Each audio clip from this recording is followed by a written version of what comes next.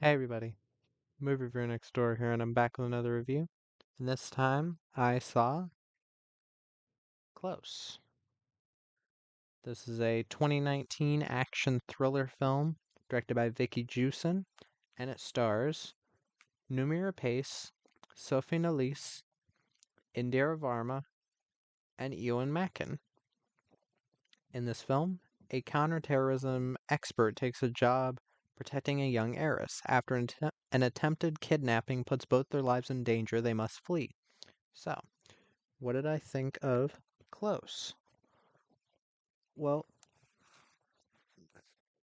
this is a film I've seen a couple times before because I do really like Noomi Rapace as an actress.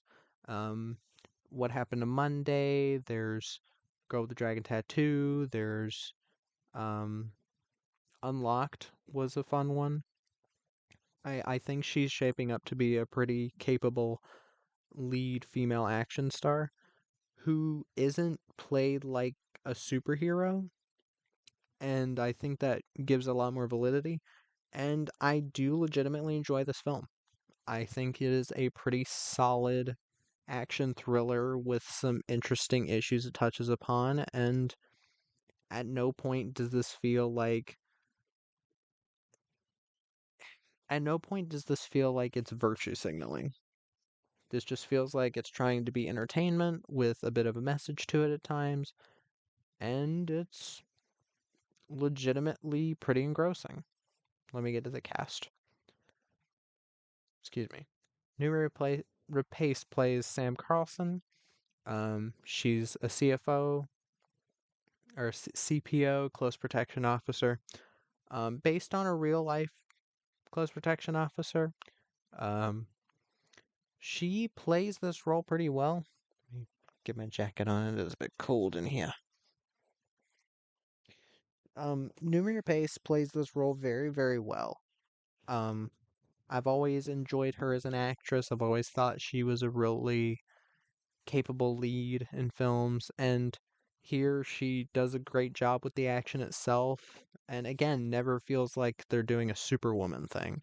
And I think that adds a lot of validity to this being a true to life story, at least based on who the character is.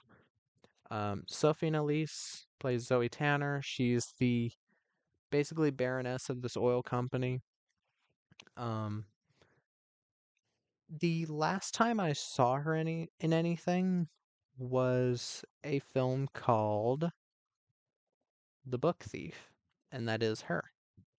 And I remember loving that movie, actually.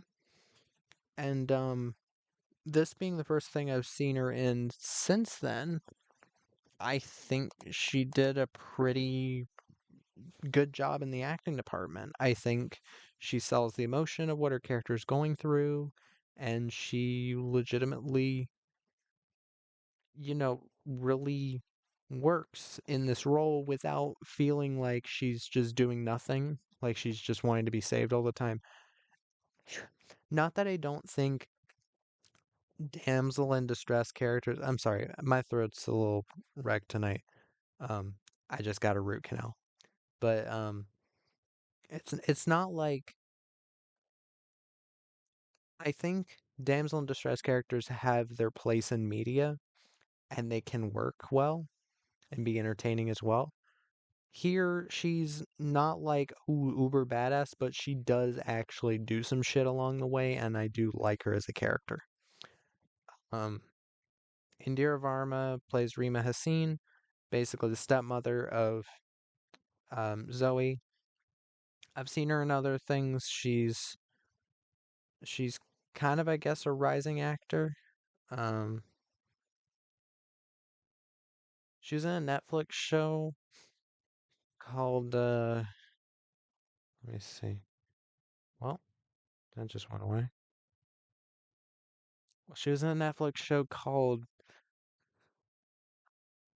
just a second, I'm gonna look it up.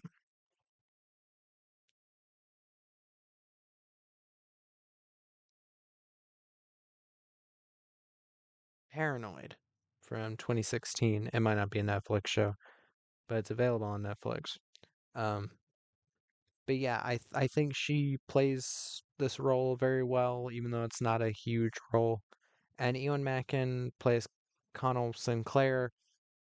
He's another CPO who clearly has some history with Sam. And again, I think he's a capable actor. He does his role well.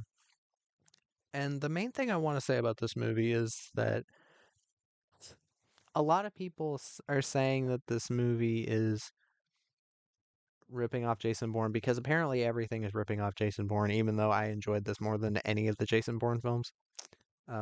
Yes, more than Legacy and Jason Bourne, but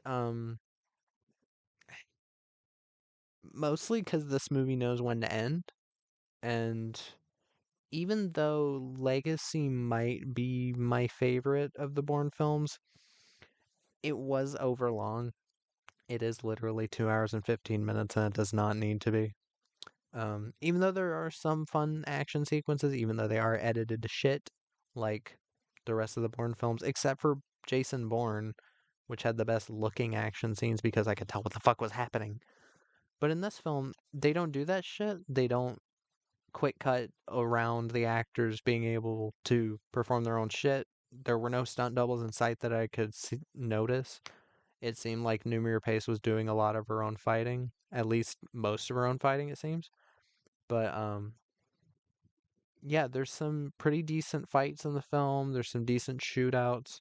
This isn't a film that's mostly focused on the action. It's a bit more focused on the characters, which I'm fine with. I'm perfectly fine with. And I think this character could have her own series. And if they wanted to go with actual things that happen to this real CPO, I think that could be a very interesting idea for a Netflix series. But they're probably not doing that since this movie got really middling reviews. I can kind of understand it as it doesn't really do anything super new, but I can at least give credit where credit is due in that it's not trying to be a superhero movie. Because you could have easily made this like, oh, she knows uh, all of this random martial arts shit and she's gonna take down everybody um, using some random martial art. And I'm really glad they didn't do that because I think that would have come off really dumb because this is trying to be a based on a real person thing. And while I don't know the validity of everything, if anything that happened in this movie happened to this person in real life, but it does add a little bit of credence to this being a based on a real person thing because they didn't go all crazy with it. It is kind of your typical like, oh, um, you like, oh, you gave me faulty until the, excuse me, the not th- not that, forget, scratch that. It's more of a, oh, my family, they went behind my back, they sold me out, and she's got to protect this girl. You've seen this type of movie before. I'm not gonna pretend it's anything original. I do want to give credit where it's due, though. Again, Numir Pace is a lot of fun in this role, or, well, I mean, she works for this role. Um, I think that she is definitely a very talented actress. I should look into more of her roles that are non-action. Even in a film like Passion, which I fucking really didn't like from Brian De Palma, I think that is definitely one of his lesser movies. Even though the first half is good, the second half really devolves into a bunch of stupid shit. Um, but oh, what else have I seen her in? Oh yeah, Rupture. That was an interesting movie. Um, I did not watch Assassin Club. Maybe I'll try watching it at some point. But but yeah. What else can I talk about with this movie? Again, Sophie Nélisse, I do think did a pretty decent enough job with her role. Um, is there a standout action set piece?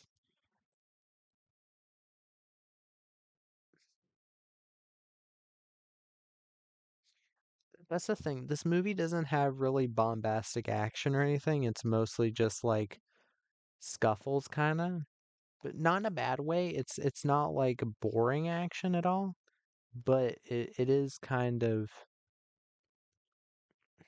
again, it's trying to be more realistic. And if you're looking for a movie that's more like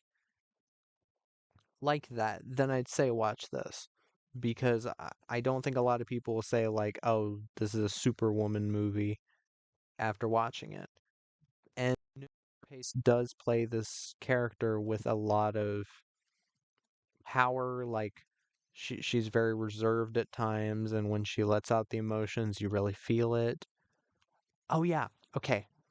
The one fight that I will say was gorgeously filmed. That I was like, okay, I don't know how they did this, but it looks really cool. There's a bit where Numi Rapace's character, Sam, and this other guy basically go underwater and they're fighting underwater. That was a really fucking cool fight. And that's probably the most unrealistic this movie gets, even though it was played pretty realistically. Um, but really, I don't really have a ton to say about this. Not because it's boring. Again, if I don't have a lot to say about something, it doesn't automatically mean it was boring. But it more so, this is a movie that like if you watch the trailer and you like the trailer, then you know what you're getting. The trailer to this movie is not lying to you. Everything you see in the trailer, excuse me, is in the movie. And yeah, they're not lying to you in the trailer. So if you like the trailer to this film on YouTube or Netflix itself, go into it, expect exactly what it is, a thriller with some action in it, and a pretty great lead performance by Noomi Pace. And yeah, you'll get exactly that.